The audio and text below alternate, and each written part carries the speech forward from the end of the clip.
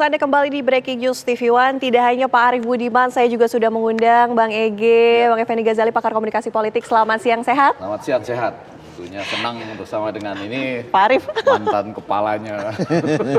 Tadi Pak Arief sudah ingin berkomentar, ada beberapa hal yang ingin dikomentari. Tapi mungkin Bang Ege untuk memulai percakapan kita ya, pemilu damai ini tentunya harus punya integritas setiap Bawaslu kah, KPU kah, ini sudah cukupkah hingga saat ini integritas yang mereka miliki? Saya itu sedang membuat nanti harus dinaikin di media sosial atau dibicarakan di media-media kita. Apa saja sih yang disebut sebagai deklarasi pemilu damai itu gitu ya. Malah saya sisipkan ini karena ada ketua KPU sebelumnya. Itu nanti jangan lupa loh, ada sekali lagi dan saya sampaikan di TV One dengan sangat tenang. Ada 894 kan KPPS kita yang meninggal loh di pemilu 2019. Sebelumnya. Jadi artinya itu nggak akan damai loh pemilu kita kalau mereka tidak ya dipersiapkan segala sesuatunya dari sekarang. Baik kebutuhannya ya, psikologis, medis, ya Mas, untuk nanti loh kita larut dalam persoalan kecurangan, kita larut dalam persoalan adu gagasan, debat dan sebagainya.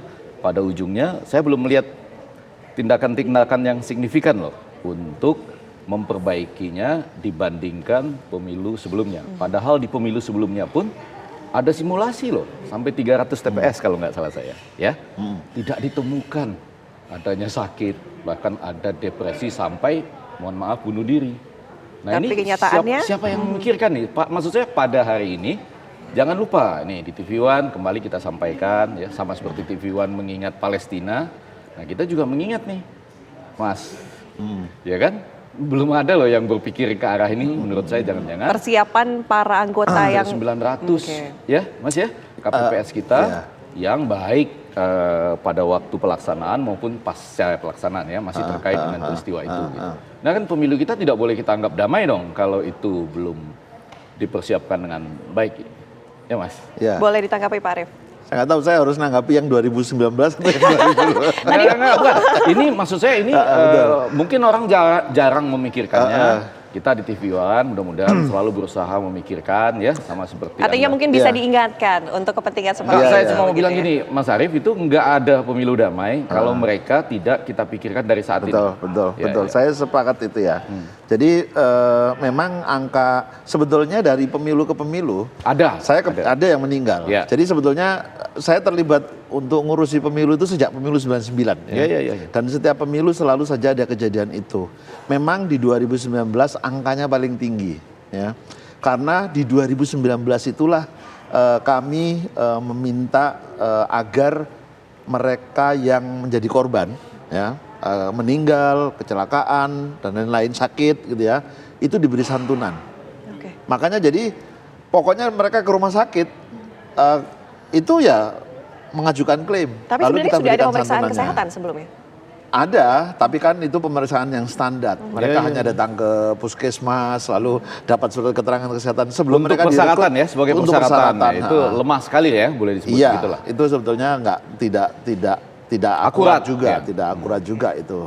Nah, tapi saya tidak menguraikan banyak lah. Memang ada yang meninggal pada saat menjalankan tugas, tapi tidak sedikit juga yang meninggal ketika sedang atau ketika tidak atau sudah melaksanakan tugas. Jadi karena faktor lain ya. Misalnya nih, hari ini pemungutan suara. Seminggu kemudian dia kerja, tapi masih dalam masa jabatannya sebagai KPPS. Karena masa jabatan KPPS itu 1 bulan, 30 hari. Nah, kalau mereka terkena musibah dalam 30 hari itu kita berikan santunan. Nah, tapi itu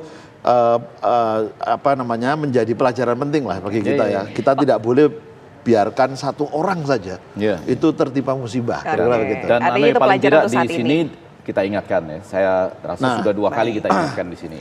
Pak Arief juga tadi sempat Bang Ege, kita sempat lihat gambar yang saat ini sedang ada di layar kaca bahwa ternyata ada penutupan jalan dari GBK. Ini kan dipindah akhirnya ke KPU, ada penutupan jalan. Tadi kita sempat berbincang sedikit nih, mungkin boleh Pak Arief? Ya, seingat saya kalau zaman saya dulu nggak boleh sering-sering nutup jalan gitu ya. Satu. Dulu kalau tidak betul-betul sangat mengkhawatirkan, saya tidak berkenan kalau dipasang kawat berduri misalnya begitu. Jadi kami dulu selalu mengatakan begini, pemilu itu kan orang sering menjuluki pesta.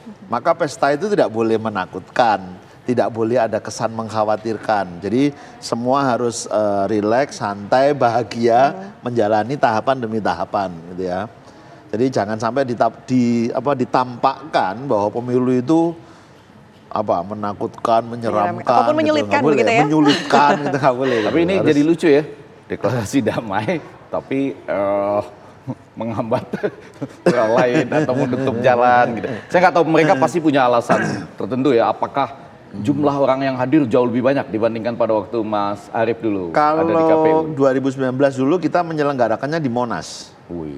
Karena pesertanya puluhan ribu. Ya, kalau ini kan tadinya 65.000 tapi di GBK tapi tidak jadi, dipindahkan ke KPU dan semampunya katanya gitu. Semampunya gitu ya. Ya yang penting gini, kalau mau declare ya stakeholder penting dalam pemilu itu harus diikutkan dalam deklarasi ini. Penyelenggaranya, dia harus bagian dari yang terlibat untuk membuat pemilu damai. Pesertanya. Nah, peserta ini banyak loh. Pertama capres, ya. Kedua partai politik. Sebetulnya ada satu lagi, DPD. Cuma saya nggak tahu karena DPD itu dapilnya di provinsi. Apakah seluruh KPU provinsi? DPD partai politik maksudnya? Bukan, calon DPD. Oh, calon DPD. Nah, itu kan para senator pemilu, kita. Para senator. Kita. Oke. Baik, kita akan menuju ke rekan kami dulu. Ada Prita Zega yang sudah siap ini mengikuti, ada pasangan Anies Baswedan dan juga Caimin. Prita Zega, silahkan. Ya, selamat siang pemirsa. Memang hari ini Capres nomor urut 1 Anies Baswedan dan juga pasangannya Muhaimin Iskandar ini akan mengikuti acara nanti di Komisi Pemilihan Umum bertajuk Deklarasi Kampanye Pemilu Damai. Namun tadi pemirsa, sebelum nantinya acara tersebut akan digelar jam 2, sebelum itu tadi kami sudah mengikuti beberapa agenda Anies yang sudah dilaksanakan sejak dari pagi hingga hari ini, hingga saat ini juga pemirsa, di mana tadi pada pukul 9 pagi Anies Baswedan ini mengikuti acara di Grand Sahid, yaitu mengikuti rapat koordinasi nasional Sentra Penegakan Hukum Terpadu yang mana ini dilaksanakan oleh Badan Pengawas Pemilu guna mempersiapkan penyelenggaraan kampanye pemilu 2024. Tadi ini agenda pertama yang diikuti Anies sebelum nantinya akan berangkat ke KPU untuk mengikuti acara deklarasi kampanye pemilu damai. Nah, tadi pemirsa ini dilaksanakan tadi pagi setelah dari acara Grand Sahid tadi yang diselenggarakan oleh Bawaslu, kemudian Anies Baswedan ini bergeser ke acara selanjutnya, yaitu di deklarasi tim hukum nasional ini berlokasi di Lipo Kuningan Grand Ballroom, yakni ini ada deklarasi dari tim hukum nasional yang terdiri dari seluruh Indonesia. Ini tadi pemirsa kami juga mengikuti acara tersebut yang mana deklarasi ini ditujukan kepada Anies Baswedan dan juga Muhaimin Iskandar untuk mengawal seluruh kampanye dan juga kegiatan Anies Baswedan dan juga Muhaimin Iskandar selama menyelenggarakan kampanye pemilu 2024. Yang mana tadi dijelaskan bahwa tim hukum nasional terdiri dari 1.000 orang yang terdiri dari advokat, aktivis, dan juga tim-tim hukum nasional yang terdiri dari seluruh Indonesia yang sudah tersebar di seluruh Indonesia, 33 provinsi, di mana setiap kabupaten dan juga kota pemirsa ini dibagi-bagi, artinya ini mereka akan mengawal semua agenda-agenda Anies dan juga mengawal pemilu agar berjalan dengan lancar dan sesuai dengan hukum. Mereka juga menyinggung soal kecurangan pemilu yang nantinya mereka akan langsung turun-turun ke lapangan untuk mengawal tidak adanya kecurangan dalam pemilu 2024 nantinya. Nah, saat ini pemirsa memang informasi yang kami dapatkan bahwa Anies Baswedan saat ini memang sedang menuju ke sini, di mana di tempat saat ini saya mengabarkan di Diponegoro 10, yang mana memang nantinya Anies Baswedan sebelum menuju KPU akan melaksanakan agenda internal terlebih dahulu. Sedangkan untuk pasangannya sendiri pemirsa masih berada di DPP PKB yang juga ini mengikuti agenda internal ataupun agenda privat dari mereka masing-masing. Nah, nantinya kami pun tim media dan juga bersama-sama dengan Capres Anies Baswedan akan mengikuti ataupun iring-iringan untuk menuju Komisi Pemilihan Umum yang nantinya akan dilaksanakan pada pukul jam 2 yang bertajuk Deklarasi Kampanye Pemilu Damai. Pastinya kita akan menyaksikan nanti bagaimanakah acara tersebut akan berjalan dengan lancar di KPU. Demikian, kembali ke Anda. Laporan langsung Prita Zega. Baik. Dan pemirsa, kami masih akan ada laporan langsung dari rekan kami lainnya yang sudah bersama dengan Capres dan juga Cawapres yang akan bergabung menuju ke KPU untuk deklarasi damai. Tapi kami harus jeda terlebih dahulu pemirsa, usai jeda kami kembali.